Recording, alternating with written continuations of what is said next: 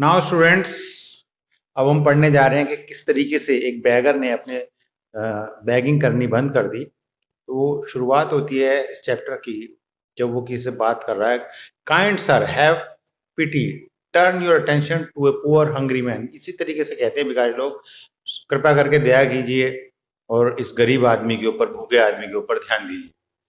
For 3 days I have had nothing to eat, I haven't 5 cock packs for a longing. I swear it before God. कहते 3 दिन से कुछ नहीं खाया मैंने और ना ही मेरे पास 5 पैसे भी हैं या कुछ है कहीं पर रखने के लिए, रहने के लिए। भगवान के लिए कसम खाता हूँ, इस पर विश्वास करिए। For 8 years, I was a village school teacher and then I lost my place through interviews.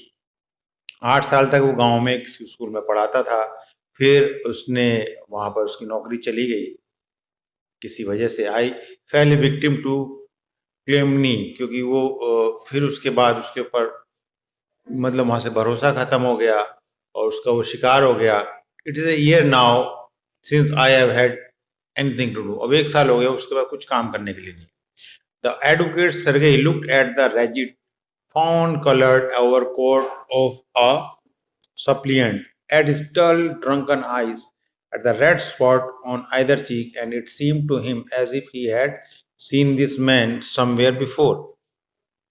अब एक वकील थे सरगई, उन्होंने उस फटे हाल और फॉन कलर के, फॉन एक पक्षी होता है ब्राउनिश कलर का, जो आदमी था ओवरकोट पहना हुआ था उसने, और डल सी उसकी जैसे शराबी की आंखें होती है ऐसी आंखें थी, और रेड स्पॉट थे उनके उसके गालों के ऊपर, और ऐसा लग रहा था कि कहीं उस आदमी को पहले भी उसने देखा है। I have now had an offer of a position in the province of Kaluga, the mendicant van के। तो उसने कहा कि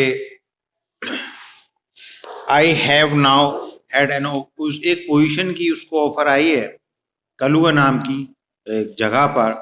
द मेंडिकेंट वेंट ऑन, और इस तरीके से वो कहता चला गया, but I haven't the money to get there. लेकिन उसको वहां पहुंचने के लिए, जो भिखारी कहता है, वहां पहुंचने के लिए उसके पास पैसे नहीं है।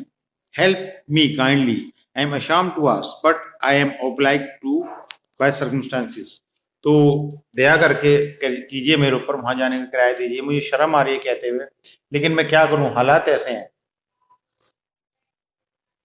Sergei's eyes fell on the man's shoes, one of which was high, another low, and he suddenly remembered something.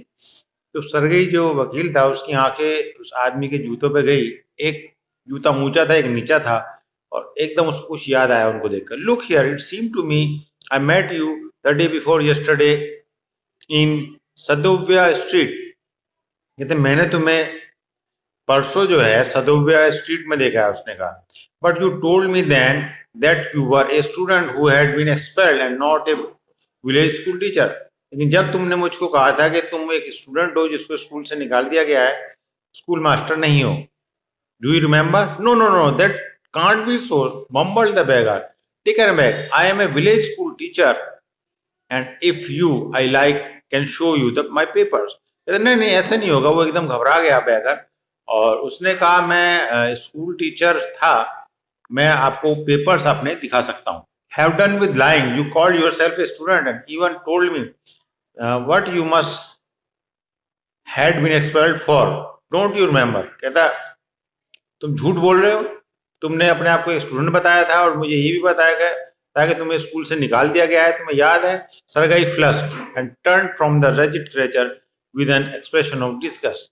Sergei इस बात पे एकदम शर्मा गया, और वो जो रेजिड क्रेचर, जो बुरा सा क्रेचर था, फटे हाल जो था, उसके चेहरे पे एकदम शर्म।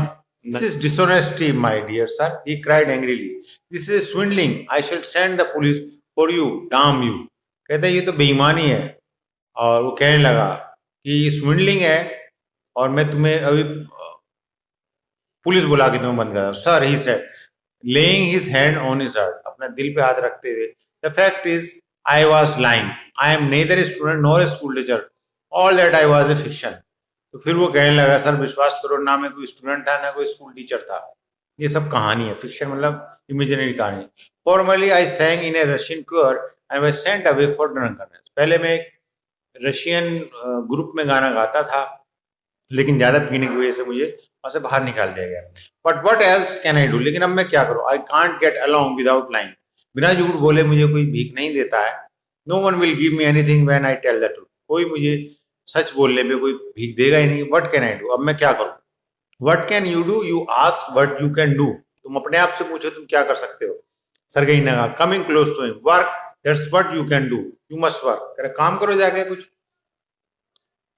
तुम्हें काम करना चाहिए। Work, yes I know what that myself, but where can I find work. ये मैं जानता हूं, लेकिन कहाँ काम करूं? How would you like to chop wood for me. कहते हैं तुम मेरे लिए लकड़ियां फाड़ सकते हो। सरगई ने कहा, I won't refuse to do that, but in these days even skilled wood cutters find themselves sitting without bread. कहते नहीं, मैं मना नहीं कर सकता इस काम के लिए, लेकिन आजकल तो जो बहुत स्किल्ड वुड कटर्स हैं, अच्छे निपुण लकड़ी के काम करने वाले भी हैं, उनको भी रोजी रोटी कमाना मुश्किल हो रहा है। Will you come and chop wood for मी, क्या तुम आकर मेरे लिए घर में आके लकड़ियां मुझे लिए काटो? Yes sir I will, very well, we shall soon find it. कह रहे ठीक है। Sergei hastened along rubbing his hand, he called his cook out of the kitchen। Sergei जो है जल्दी जल्दी अपने घर गया, अपने हाथ रगड़ते हुए उसने अपने कुक को बुलाया किचन से। Here Olga, he said, take the gentleman to the woodshed and let him chop wood। कहता ओल्गा नाम की उसके यहाँ एक मेड थी जो खाना बनाती थी। उसने कहा कि इस जेंटलमैन को ले जाओ, जहाँ पे लकड़ियां रखी हुई है वो लकड़ी काटेगा। The scarecrow of a beggar shrugged his shoulder as if in perplexity and went irresolutely after the cook। और वो स्केरेक्रो दिखने वाला जो जंगल में उसमें खेत में एक बुत खड़ा कर देते हैं ना पक्षियों को भगाने के लिए, इस तरीके के दिखने वाला जो बैगर था, वो अपने कंधे हिलाते हुए वो शर्मा कर जो है कुक के पीछे पीछे चल दिया। It was obvious from his gait that he had not consented to go and chop wood because he was hungry and wanted work। तो उसकी चाल देखकर, गेट होती है चाल, देखकर ये लग रहा था कि उसको खुशी तो नहीं थी लकड़ी काटने में, लेकिन क्योंकि वो भूखा था और काम चाहता था इसलिए वो जा रहा था। But simply from pride and shame and because he had been trapped by his own words, it was obvious too that his strength had been undermined by vodka and he was unhealthy and did not feel the slightest inclination for toil। लेकिन ये बात साफ नजर आ रही थी कि वो उस काम को करने के लिए खुश तो नहीं था, भूखा था, काम चाहता था और उसमें कुछ घमंड था, कुछ शर्म थी और वो अपनी बातों में ही फंस गया था। जब सरगई के वो मना नहीं कर पाया, जब उसने कहा काम करो तो उसे काम करना पड़ा। लेकिन ये बात ऑब्वियस थी कि उसकी शक्ति उसमें नहीं बची थी, क्योंकि वोदका एक तरह की शराब होती है, वो पी पी के बेकार हो गया था, वो अनहेल्दी था और उसको काम करने की बिल्कुल भी हिम्मत नहीं पड़ रही थी। Sergei hurried into the dining room. From his window one could see the woodshed and everything that went on the yard। Sergei जल्दी से अपने डाइनिंग रूम में गया और वहां खिड़की से वो देख सकता था अपनी वुडशेड में, और वहां बाहर ओपन एरिया में क्या चल रहा है उसके घर में वो सब देख सकता था। Standing at the window, Sergei saw the cook and beggar come out into the yard by the back door and make their way across the dirty snow in the shed। और सरगई ने cook को देखा और bagger जो है जल्दी से yard के अंदर आया बैक डोर से और वो डर्टी शेड के अंदर घुस गया। Olga glared wrathfully at his companion। Olga बड़ी गुस्से के साथ, wrath होते गुस्से के साथ, उसको देख रही थी उस भिखारी को। showed him aside and with her elbow unlocked the shed and angrily banged the door। उसने उसको कंधे से कोहनी से उसको पीछे किया, दरवाजा शेड खोला और जल्दी से। Next he saw the pseudo teachers seat himself on a log and become lost in thought with his red cheek resting on his face। फिर उसने देखा कि वो जो टीचर अपने आप को जो बता रहा था, झूठा टीचर जो था, वो एक बड़े से लकड़ी के टुकड़े में बैठ गया और वो खो गया किसी सोच में। उसके लाल जो चीक्स जो थे वो उसके हाथों के बीच में थे, इसका मतलब वो कुछ सोच रहा था। The woman flung down an axe at his feet, spat angrily and judging from the expression of her lips began to scold him। और उस औरत ने, ओल्गा ने, कुल्हाड़ी जो है उसके पैरों के पास फेंकी, गुस्से से उसको कुछ बोला। उसके एक्सप्रेशन से लग रहा था, उसके लिप से लग रहा था जैसे वो उस भिखारी को धमका रही थी। The beggar is irresolutely pulled a billet of wood towards him, set it up between his feet and tapped it feebly with the axe. और उस बैगर ने बिना मन के ही और एक लकड़ी की एक टुकड़ा खींचा अपनी तरफ और अपने पैरों के बीच में रखा और हल्के से जो है कुल्हाड़ी उस पर मारी। The bullet wayward and fell. Bullet जो है हल्के से मारने पे वो गिर पड़ी। Beggar again pulled it, blew on his freezing hands and tapped it with his axe cautiously. और दोबारा से उसने उसको उठाया और उसके हाथ ठंड की वजह से जम रहे थे और दोबारा से जो बड़ी सावधानी के साथ कुल्हाड़ी को लकड़ी पे मारा। As if afraid of hitting his overshoe or cutting off his finger, the stick of wood again fell on the ground. और जैसे कि वो डरा हुआ था कि कहीं उसके जूते पे या उंगली ना कट जाए, थोड़ी सी लकड़ी जो है कट के जो है जमीन पे गिरी। Sergei anger had vanished and he now began to feel a little sorry and ashamed of himself for having set a small drunken, perhaps sick man to work at the manual labor in the cold. तो Sergei को गुस्सा आ रहा था और उसका गुस्सा अब गायब हो गया और वो अब ये फील करने लगा कि उसने क्यों अपने आप को सॉरी फील कर रहा था कि क्यों एक शराबी को उसने जो है उसको काम में लगाया, सिक मैन को, इस ठंडे मौसम में। An hour later Olga came in and announce that the wood had been all chopped. 1 घंटे बाद ओल्गा आई और उसने कहा सारी लकड़ी कट गई है sir. Good, give him half A rouble, said Sergei, if he wants he can come back, cut wood on the first day of each month. We can always find work for him. तो उसने, Sergei ने कहा Olga से कि जाओ उसको आधा rouble दे दो और अगर वो चाहे तो हर महीने के पहले दिन वो आ जाए, हम उसके लिए काम देंगे और लकड़ी यहाँ पे आके काट सकता है। On the first day of the month, the waif made his appearance and again earned half a ruble, and although he could barely stand on his legs, हर महीने के पहले दिन वो जो भिखारी जो था वो आ जाता था और आधा रूबल कमा के ले जाता था, हालांकि वो अपने पैर पे भी ठीक से नहीं खड़ा हो पाता था। From that day on he had appeared in the yard every now he should shovel now put the wood shed in order, now beat the dust out of the rugs and matters। अब इस तरीके से उसको काम मिल जाते थे, कभी snow को हटाने के लिए, कभी वुड शेड को ठीक से सजाने के लिए, लकड़ी ठीक से रखने के लिए, कभी डस्ट हटाने के लिए पुराने रग्स वगैरह में से, मैट्रेस में से, कपड़ों में से, गद्दों में से। Every time received from 20 to 40 कॉकपैक्स। कॉकपैक्स वहाँ की करेंसी है। हर बार उसको 20 से 40 कॉकपैक्स मिल जाते थे। Once even a pair of old trousers were sent out to him. और एक बार उसको पुरानी ट्राउजर भी मिल गई पहनने के लिए। जैसे रूबल वहां पे रुपए हैं और कॉकपैक्स पैसे हैं। Okay, when Sergei moved into another house, he hired him to help in packing and hauling of the furniture। और जब सरगई जो है दूसरे घर में गया तो उसने उसको बुला लिया वहां पे पैकिंग करने के लिए और फर्नीचर को उतारने के लिए। This time the wave was sober, gloomy and silent. इस बार जो भिखारी जो था वो बिल्कुल सोबर और बड़ा सिंसियर नजर आ रहा था, चुपचाप था। ही हार्डली टच द फर्नीचर, उन्होंने फर्नीचर को टच नहीं किया। Walked behind the wagons hanging his head, और वो जो गाड़ियां खड़ी थी उसके पीछे जाकर सिर छुपाने लगा। Not even making a pretence of appearing busy, ना वो ये दिखा रहा था वो बिजी है। He only shivered in cold and became embarrassed when the carters jeered at him for his idleness. और वो सिर्फ ठंड में सिकुड़ रहा था जब वो गाड़ी वाला जो है उसको धमका रहे थे कि कितना बेवकूफ और खाली आदमी है। His feebleness and tattered fancy overcoat, सब उसको धमका रहे थे वो जो गाड़ी चलाने वाले ड्राइवर थे। After the moving was over, Sergei sent for him. और जब सारा सामान चला गया सरगई ने उसको बुलाया। Well, I am happy that my words have taken effect, he said, and handing him a rouble, here is your pence, I see you are sober and have no objections to work, what is your name. और आखिर में जो है उसको Sergei ने उसको शाबाशी दी। उसने कहा आप सिंसियर हो गए हो, सोबर हो गए हो, तुम्हें काम करने में कोई परेशानी नहीं है, तुम्हारा नाम क्या है।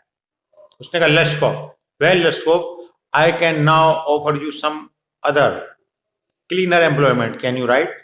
तो लश्कोव से कहा कि अब तुम्हें और अच्छा काम देता हूँ, क्या तुम लिख सकते हो? I can, then take this letter to a friend of mine tomorrow and you will be given some copying to do, work hard, don't drink and remember that what I said to you, good bye.